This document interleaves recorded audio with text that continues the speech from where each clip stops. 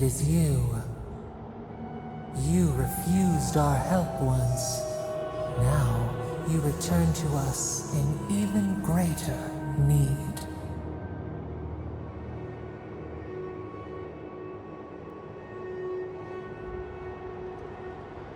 A space within emptiness, where the gods live and the dead wait. A cage, a prison. We feel the souls of multitudes, a current beneath the skin of this place. We could dip our hand in once, feel them near us. But now, we are trapped like wasps in amber. But you should be alive.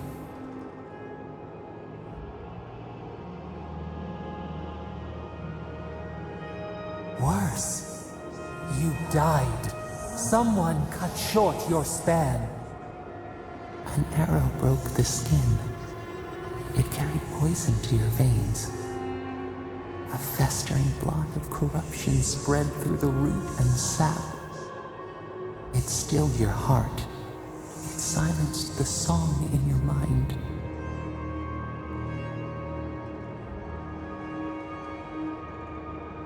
As many as the beetles and worms in the soil. But we do not want that. We could send you back. Just this once.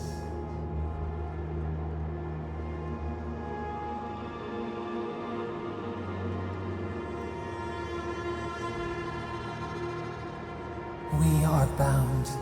We are leaf and root. We are stream and sea. Help us. We sense the rot and we fear it. We fear how it seeps into us, into our memories. You must find us, free us from our prison.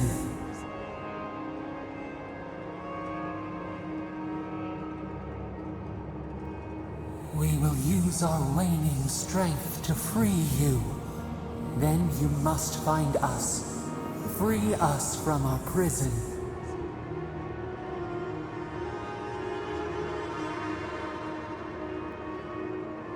Immensely. Breathe deep. All birth is agony.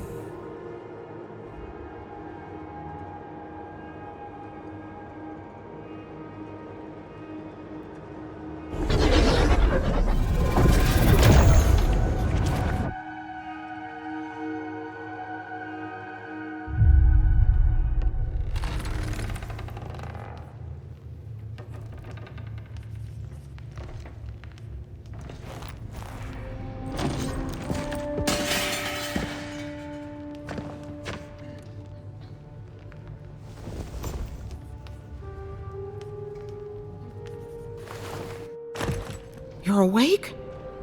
Thank the gods. For a second there, I thought I had a problem on my hands.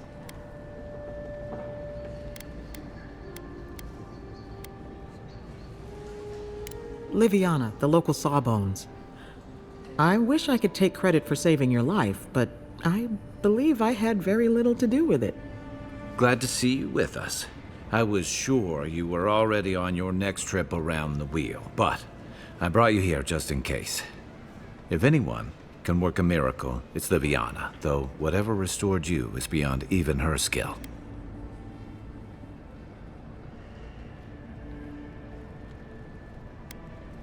That's what everyone in Paradise is asking. The streets have been less murderous since your ambassador and his guards took up residence. But your assassination is bound to upset that uneasy peace. There's something I still don't understand. Envoy, you died.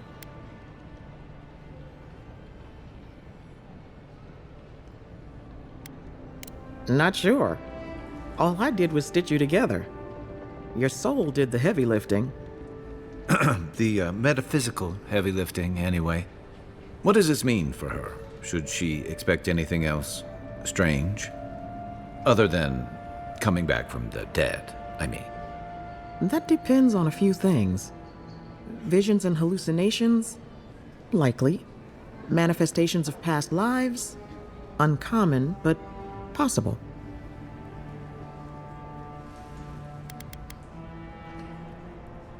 Anything she should avoid. Strenuous exercise, hard drink, strong sveff. Look for patterns. If your friend has any troubling signs, be attentive to what triggers them. This is far beyond my expertise. You should visit Runid, our local watcher. She would know what to make of your strange, stubborn soul.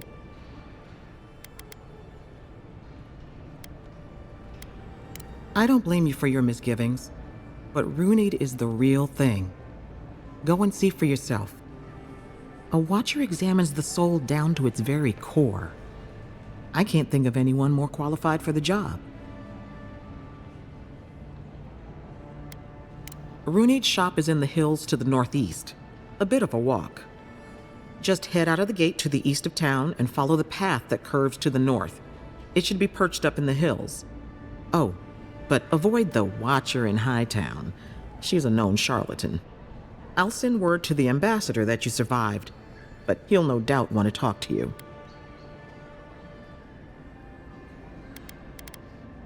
Head up the stairs outside my clinic and take a left onto the main road. That'll get you to the embassy. Apologies. Paradise is a bit of a maze, especially to newcomers. Don't worry. I know my way around. Which is why I should go with you. Your assassination is bound to have stirred things up. Your troops are going to be on edge until your killer's found, and some of us still have to live here. The sooner we solve your murder, the better for everyone. And we should talk back at camp. I'm hoping you can help me understand what just happened to you. Envoy, hello. I'm glad to see you on your feet. Kai. Tej, I'm surprised they let you in here. I'm surprised you're still gainfully employed. He started it. Besides, the arrowhead lodged in your gut tells me you can do plenty of that on your own. I didn't mean anything by it, Envoy. He's just curious company for you to keep. Hey, somebody has to have the envoys back, because you all sure didn't. No one expected the Envoy to get assassinated. Exactly. Amateurs. Well, Kai? come on, it's funny. Tej caused a ruckus last time he was slumming it at the Ballot Rock. You were trying to kill a man, if I remember right. I had to put you outside. You threw me into the canal. You lived. That water's filthy. I had the runs for 3 days.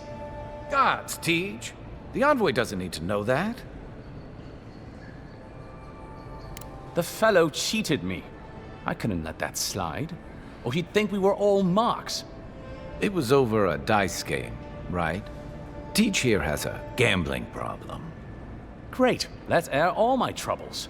Is there anything else? The bartender sleeping with your girlfriend. You're lying. You sure about that? We'll talk about this later. I'm not breaking up with her for you. Just so we're clear. That's more than enough. Thank you. Was there anything I could help you with, Envoy? The 7-foot-tall Almawa with biceps the size of my head? No, I am not. Flatterer. You know I'm barely over 6.5. Naturally, Mom. How can I help you? What would you like to know? If you're looking for a particular year, the first thing you should know about Paradise is that this isn't the kind of place where the locals keep records. And though it might be considered a distant backwater by the rest of the world, this city is the height of civilization by the standards of the living lands. As for who calls this place home, I suspect you could find a criminal, confidence man, or prophet from every civilization in the world here. Hey, come on. You're gonna give the envoy the wrong idea. We've got draft dodgers, courtesans, and revolutionaries, too. You know, all the fun people. In any event, as far as I can tell, Paradise has been this way since its inception. Thus the eclectic display of architectural styles. If nothing else, this city is a reflection of the countless people who have passed through it on their way to the interior. Depends on who you ask. Ambassador Heelgard will tell you that our remit here is to establish a secure and orderly environment from which to engage in trade. Inquisitor Liudwin will tell you we're here to break the frontier. So, which is it? Why not both? That's where you come in. Whether you find your desires aligning with the ambassadors or the inquisitors, neither can succeed until the Dream Scourge is ended. We are only beginning to see its effects here in Domshore, but the closer to the center of the island you go, the worse it gets. That bear you and the ambassador encountered in the Strangle Route isn't even the worst of it, and the tide of this soul plague is rising higher every day. Look, for all that I complain about this backwater, there are good people here, same as anywhere else. People who want to be able to walk to the market in the morning for their bread and eggs and know they won't be mugged.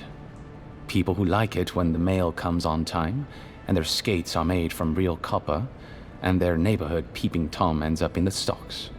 Those people, good and honest people, who pay their debts and honor their contracts and remember to thank the gods, they like us a lot.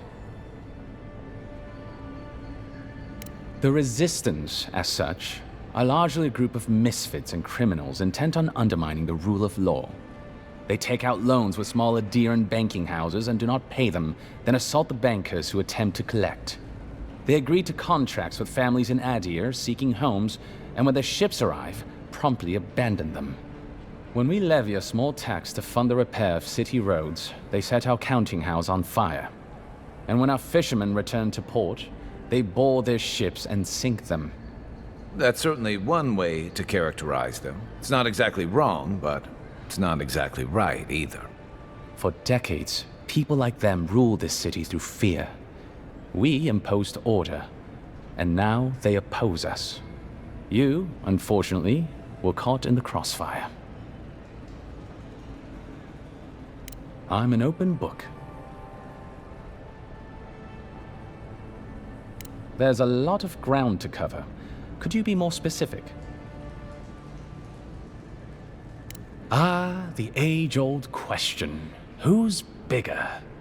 Adir is, naturally, by a wide margin. And were we at the Cartographers Guild in High Crown, I could show you on one of their globes.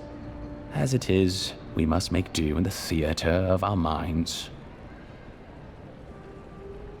The Living Lands are located in the far north of Aora. Adir is southwest of the Living Lands, situated along the equator. The Living Lands are more arid than Adir, and the island is more prone to storms. But its many deep valleys protect the various townships from the worst of the weather. Topographically speaking, the Living Lands are a place of extremes. Deep inland, mountains rise high enough to rival those of the White March, blanketed year-round in snow, while east of the volcano of Mount Forja is an acid sea that sinks far below the level of the ocean. The lands between them are riven with deep clefts in the earth and isolated by wastelands of sun-baked sand dunes. I'll share what I can. There is no singular authority in the Living Lands. Not yet, anyway. I shudder to think what the Living Lands would look like under your rule. Well, to start, there'd be a lot more brothels. Charming. Power is invested in the leaders of the various townships scattered across the island. The largest are Fjord, Thirdborn, and Solace.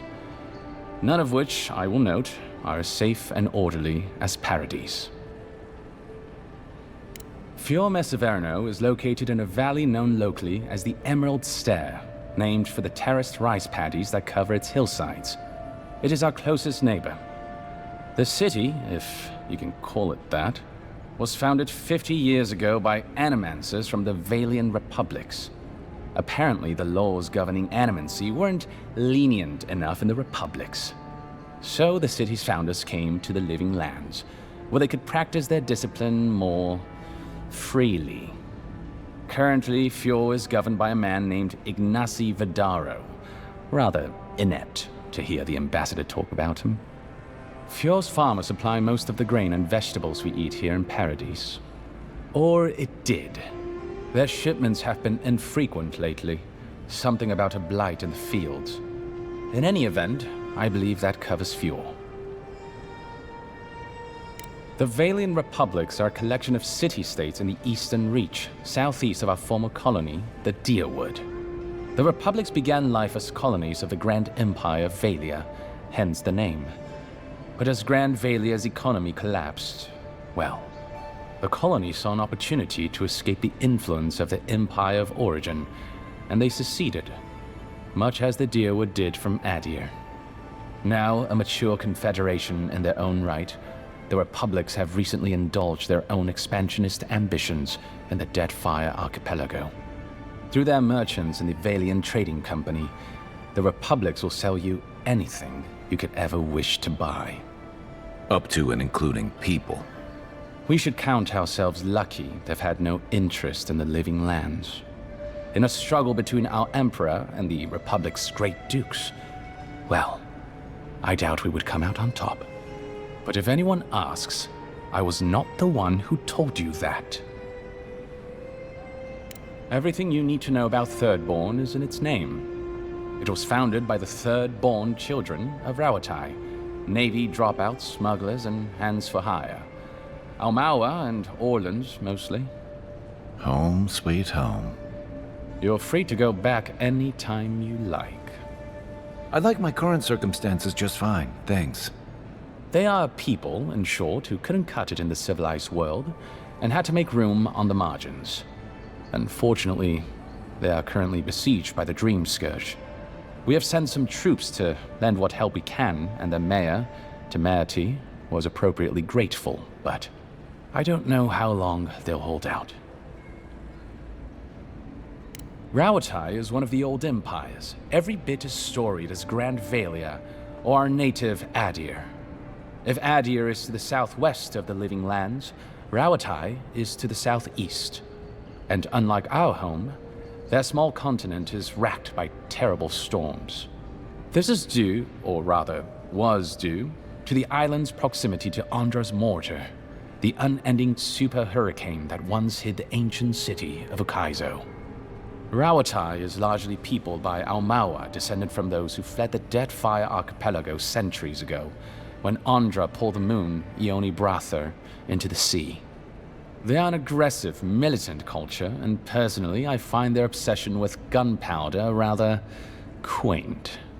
They are also our chief rivals on the world stage. I don't think they see it that way. No? Well, as far as Navy brass is concerned, Adir doesn't really rate. Now you're just making things up. Sorry to be the bearer of bad news, but we don't think about you at all. Solace is, what is there to say, really? Yeah, they tend to have that effect on people. The trouble is, I don't know much about Solace. Nobody does. They are an isolationist community of Pargrunan dwarves who live in the forbidding ways of Galawain's tusks. They don't let outsiders into their lands, and they don't let their people out of them.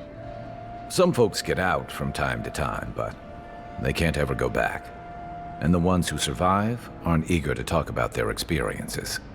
People aside, the land itself is incredibly hostile. The island's volcano, Mount Forja, rests at the heart of the region, and it's recently become active. Half the land is lava rock, and the other half is, well, literally lava. I don't know why anyone lives there. I have to assume they're all insane. You have no idea. Naturally. The Pargrunan are a unique community of mountain dwarves originating in Old Valia. As a people, they've made their name as explorers, builders, miners. No doubt you've seen their ruins in your travels, here, back home in Adir, and all across the world. They maintain a rich tradition of oral storytelling, chanted magics, and ritual carving, which they take great pains to record and transmit across their various communities. Even the most physically isolated Pogruun is not alone. Somewhere, one of their people is thinking of them and planning an expedition. Abidan must cherish them. You sound like you admire them. I suppose I do. By all means. Consider yourself lucky. Inquisitor Ludwine is the commander of the Steel Garrote in Paradise. Were you to ask her, she'd say she keeps the peace. But she doesn't keep it so much as prosecute it. As ruthlessly as the ambassador will let her. She's also a veteran of the Steel Garrote's campaign in the Deadfire, where she died. She's a Death Guard. Well, that explains a lot. I don't know what happened to her there, but I suppose Wodica wasn't done with her yet. I only met her once. She was a mid-level member of the Steel Garrote then, chasing Oathbreakers who'd fled Adiran law. She'd come back to the Imperial Archives to borrow a map to a place called Oathbinder's Sanctum. I remember she was furious because the map was quite poor. She worried about finding the place, about properly executing her duty to her god. She wanted, I think, to do a good job. So, while clearly she has changed, in some sense, I'd say she's much the same.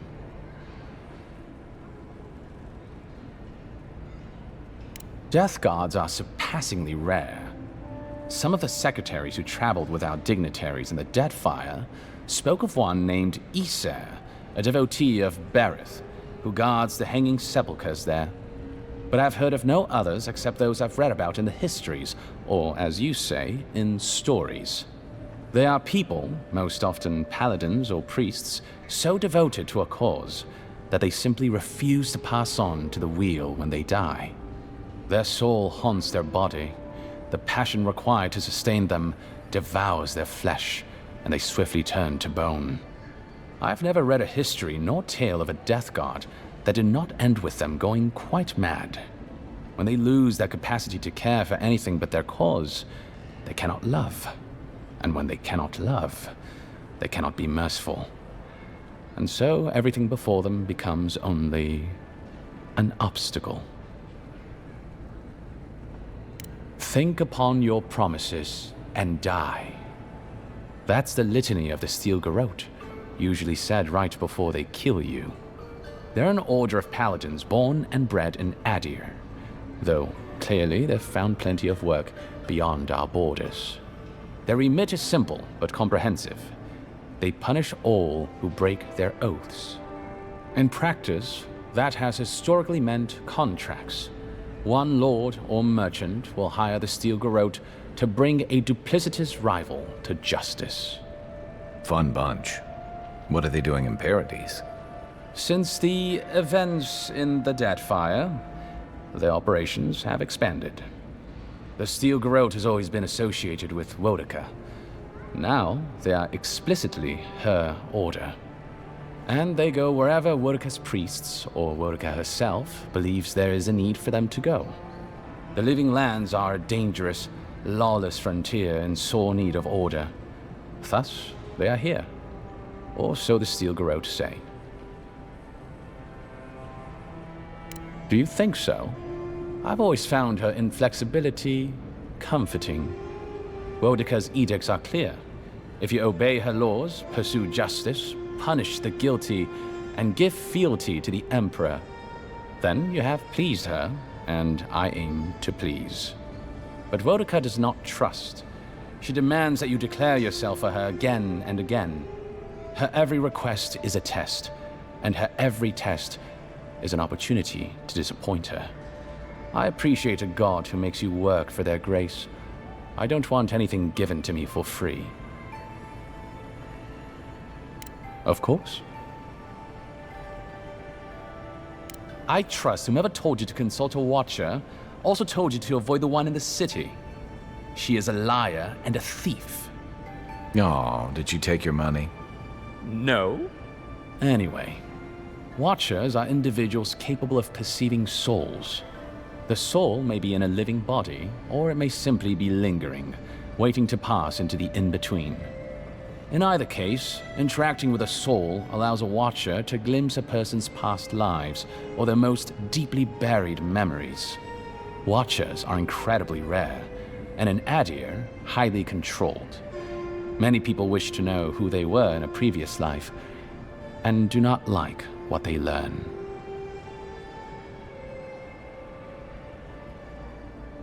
I've heard that rumor too. It flits about High Crown every couple years. Some even say it is his Lady Empress. We have no way of knowing whether it's true or not, but I will tell you, Envoy, I don't like to think the Emperor would stoop so low.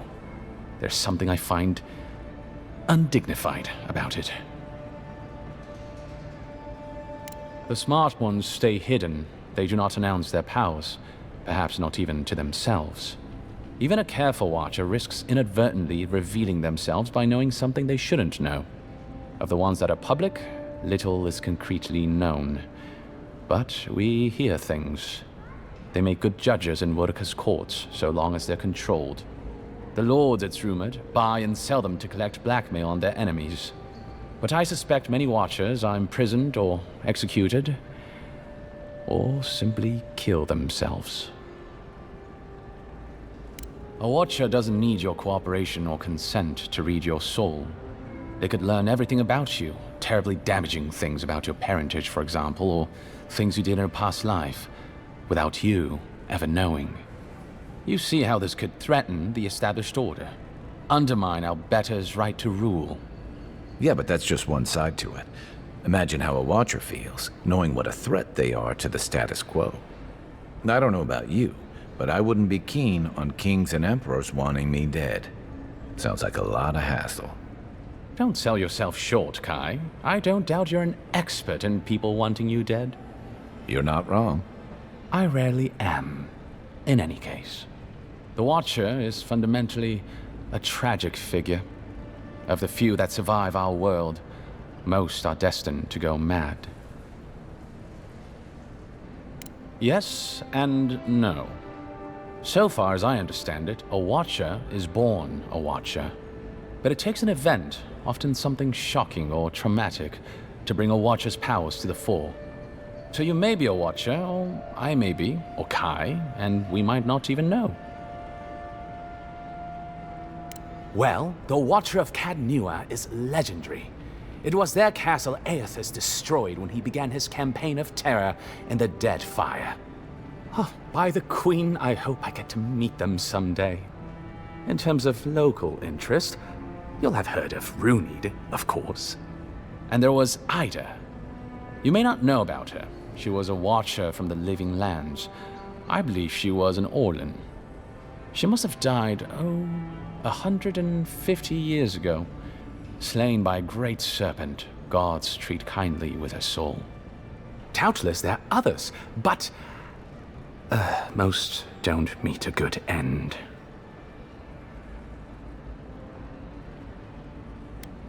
By all means. Well, you'll notice I'm nearly always here. If that man sleeps, I don't know about it. He wouldn't say, but I believe he relied on the Claviger far more than he lets on. And without the Claviger's steady hand at the rudder, the ambassador's struggling just to bail water from the sinking ship that is Paradise. Claviger Aemon might have tolerated a little more chaos than the ambassador liked, but he kept this place humming. He's not someone you can easily replace, and not with one man alone. It's a difficult job. The pressure sometimes gets the better of him. But if he loses his temper now and then, I can't blame him for it. Better him than me. He doesn't know what to do with himself. You know, in our first days here, he'd often walk to the end of the docks at sunrise. The work was done, the embassy was closed, and he'd still be wearing the same clothes he'd slept in at his desk. And he'd just stare out over the sea. He always seemed dissatisfied back then. I suppose, years later, he still does. Be serious. Most of us here didn't get sent to the frontier because we were anybody's favorite. The longer I'm here, the more likely the people who matter are to forget me. And I'd actually like to get back to High Crown someday. Get married, have a few kids, take the civil exams, and settle into a permanent clerkship. I guess there are worse ways to spend a life. Like rotting in this embassy. I'm an open book. Should you ever need me, I will be here. Safe travels, Envoy. I can't believe you're alive. When they dragged you to Liviana's clinic, I assumed the worst. How do you feel?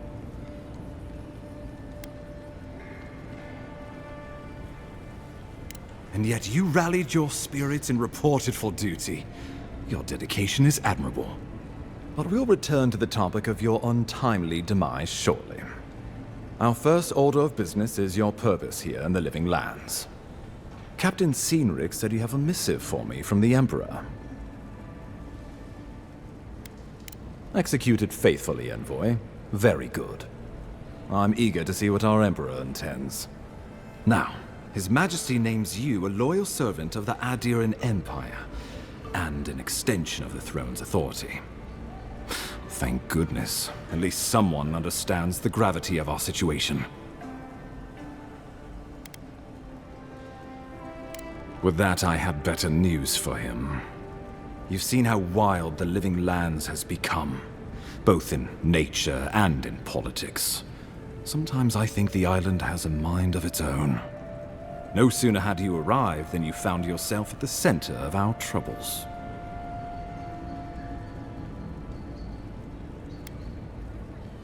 That you are, and not just on account of your noble heritage. This embassy has no shortage of political foes, but the Dream Scourge is what keeps me up at night. You've seen firsthand what it can do in nature. We can't let it reach the cities.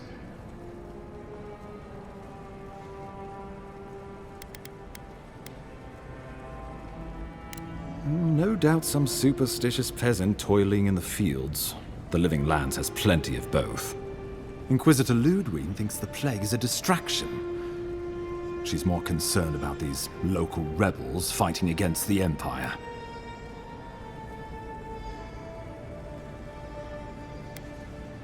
Your instincts do you credit. They were paradisans once, law-abiding laborers. Now, they're fugitives and oath-breakers hiding amongst the populace. They've sabotaged our work, killed our soldiers, and the final straw, attacked you out in the open. Something about a labor dispute gone wrong, I think. The Steel Garrote got involved, and it turned quite ugly. A lot of disputes arise because people here have a strong aversion to being told what to do. I won't lie to you, Envoy. Our position is tenuous. If we can't even defend ourselves, how are we to defend the Living Lands? But defend it we must, for the sake of everyone who calls this island home.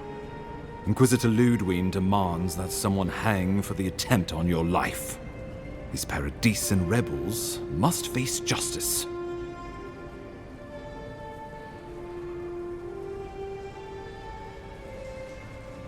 Ludwig goes where she likes, haunting the Living Lands like a vengeful spirit.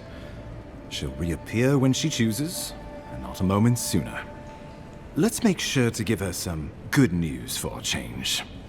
Not many get a chance to solve their own murder, you know. I know someone who could help. A dwarven tracker named Marius. Kith or beast, there's little he can't find. He's staying at the Grinning Ballarrock, not far from Liviana's infirmary.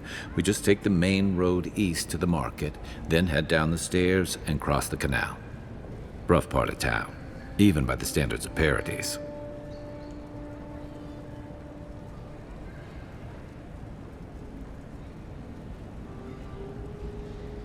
I can tell you're skeptical, but remember that you're an outsider here, and a lot of Kith aren't exactly thrilled to see so many Adirans in their midst. New weeds, a new beast in the tall grass. Predator or mate? as you've seen firsthand. You could use some local help, especially if we really are after Paradisans. I suggest you recruit as many allies as you can, but choose carefully. They, like you, will represent the Empire. But before we can send you off to parts unknown, we need assurances from the local healer that you're fully recovered. After all, you survived a brush with death. The health of your body is one thing, the health of your soul is another.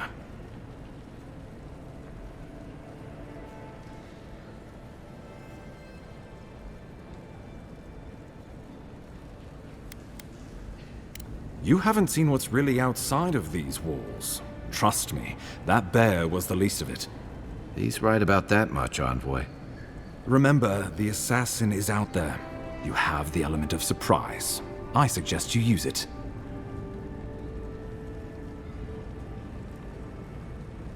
Oh, the people will love it. Nothing pleases them more than watching a noble dirty their hands. We'll talk more of the Dream Scourge when you return. Until then, Envoy. How about we start with Marius at the Grinning Balrog? Besides, I could use a drink after all this.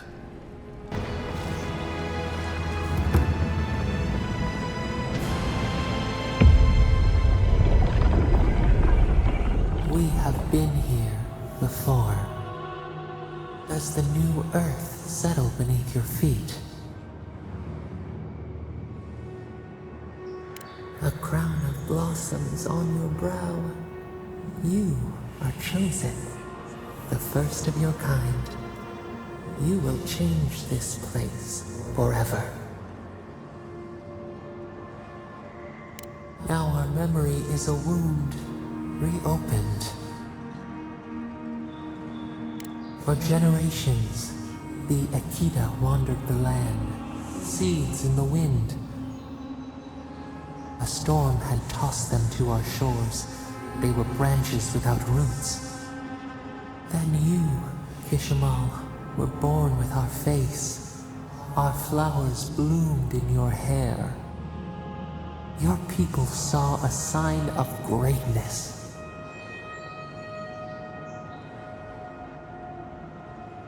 A blessing, one with a heavy price. The elders trained you not as a child, but as a paragon. They expected everything. They forgave nothing. The responsibility was like a stone. Help us remember, Kishimal. How did you bear the weight?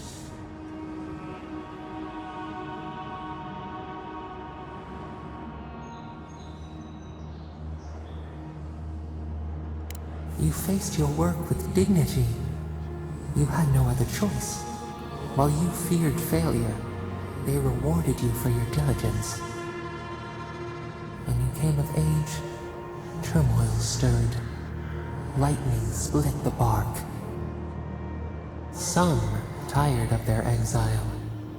They wanted to return to their ancestral lands.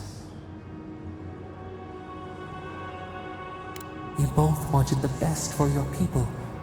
How could you reconcile? A bud opened. A comet streaked across the sky. You had a vision. You dreamed of a city where the sea swept into the wood, a place to flourish, to gather, more than a settlement, a home. What did you envision in your fitful sleep, Kishimal?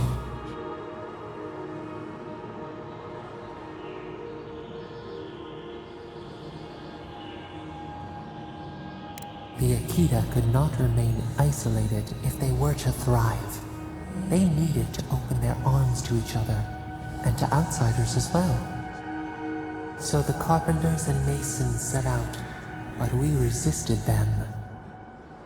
What was a wall to a trailing vine? An arch to a mighty oak?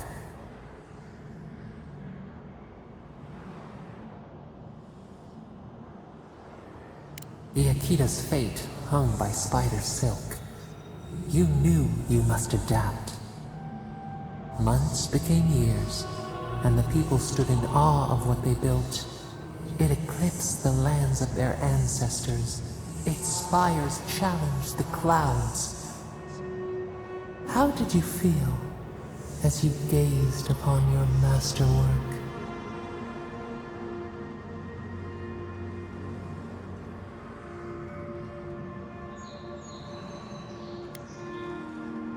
You could only rest for a moment.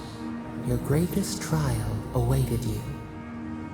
The people reasoned that the one who had built the city should lead it. A chorus of their voices joined in one. Another wait.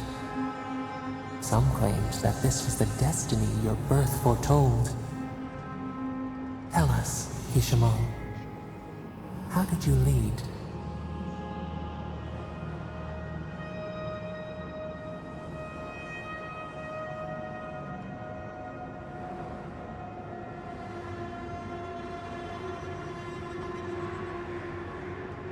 To lead is to serve. You always knew this. We should like that to be our way. In time, others came to revere you for your selflessness. You were an example to be followed. They saw what they themselves could be. So your reign passed, a year into an age. The seas rose and fell until one day, nothing. Silence.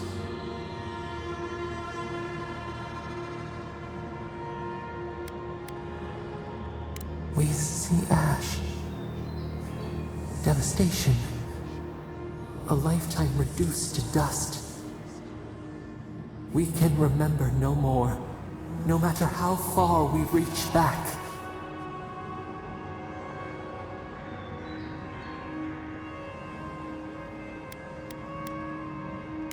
It is fruitless. A void. A tremor in the Adra. Perhaps it should not be known. Yet one shape shines through the canopy of our memory. A face amid the rubble. You, Kishimal. What became of you?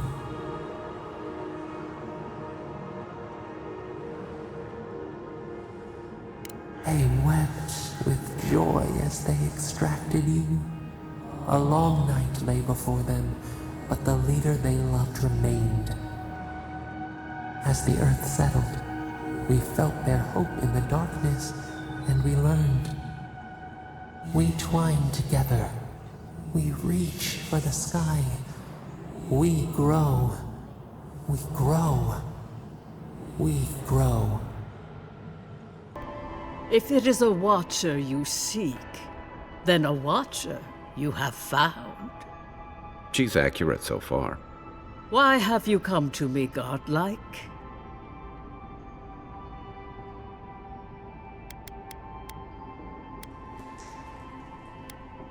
Help? No. I can open your eyes, but you must learn to see. Let's have a look at you then. You who came to these shores on a royal errand. You who have died and returned. To open the door to your soul, we must first open a door to your mind. Now repeat after me. I stand on the shore between here and beyond. Very good. Spoken with conviction. I dip my toe into bottomless depths. The lake is a mirror. The mirror is a door. And the door stands open. A door? A garden gate? Impossible. Someone is here with us? How? Who are you? What are you? Show me what you are. A hand knocks on our bark. Do we answer? How can they see? What is this I hear? Old and forgotten. Echoes of echoes. An uninvited passenger? Curious. Something clings to your soul, felt but unseen. Voices, echoes in the placid lake. Shelter the seed from winter. Who reaches for our bars? Who speaks? Enough! I have seen into your soul, and hereby close that which was open. The door is shut, the reading finished. Well, that was truly unexpected.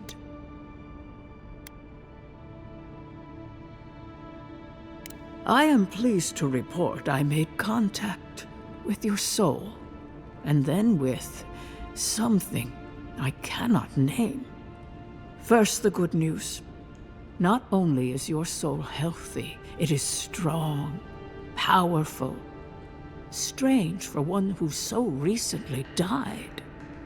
Death leaves a scar, but you are unmarked. Instead of passing through the beyond, your soul was nurtured, protected, caged. Soft.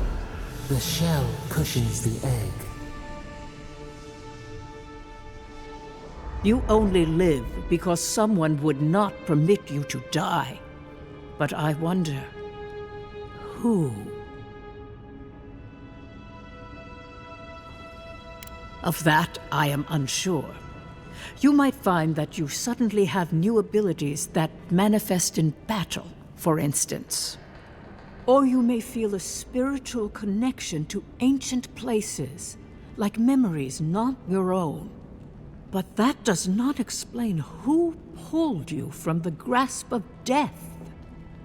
Who would do such a thing? Perhaps. But when they offer a second chance at life, it is never free of charge. It has been years since I met a godlike. Their souls have a sonorous quality, like the music of a bell. A godlike soul sings together with the god that has claimed them, made them their own. It gives them power. Your soul, it has no chime. In its place, a thorn jabs at your essence, working its way to the surface. I told you the good news. Now comes the bad. Or the unusual. When you came into this life, a thorn pierced the fabric of your soul, and your soul grew around it, trapping and embracing the invader. A godlike's chime is a gift, a blessing. But a godlike's thorn? That may be a curse. Can a soul commune with itself? A fascinating idea. But I have no answer. We know that a god touched you at birth, but which one and why? They always signed their work, and none of them lay claim to you. Disturbing. Terrible. There are so few godlike remaining, and you are a stranger even among your own kind.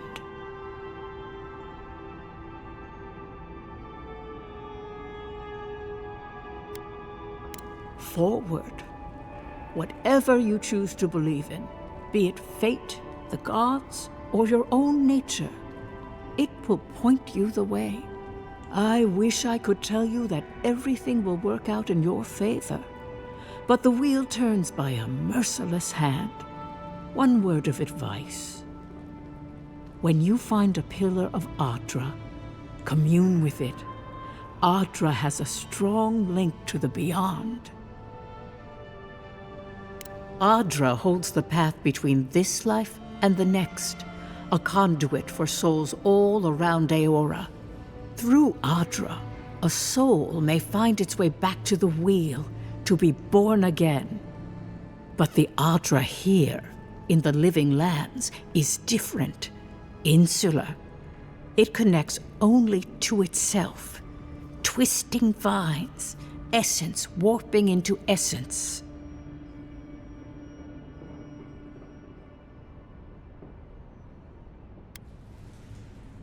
A lost soul, perhaps, wandering and in search of some connection from afar.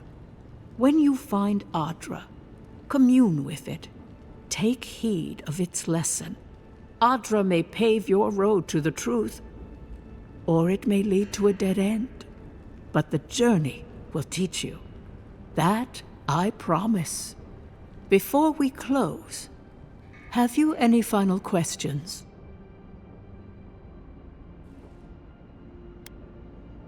Kai, your soul is heavy, burdened, yet something is missing. Something not easily replaced. Hey, we don't need to make this all about me. As you understand the word, yes. You fell into death, and a guiding hand lifted you back onto your feet. That guiding hand, whatever it is, must be what brought you back to life at Liviana's. Your soul is healthy, but it is also a mystery beyond my sight. For us both, I assure you. Safe travels, godlike, and thank you for the glimpse at your wonderful soul. I will pray that your next turning of the wheel is uneventful. Until then, you are bound to live a rich and complicated life.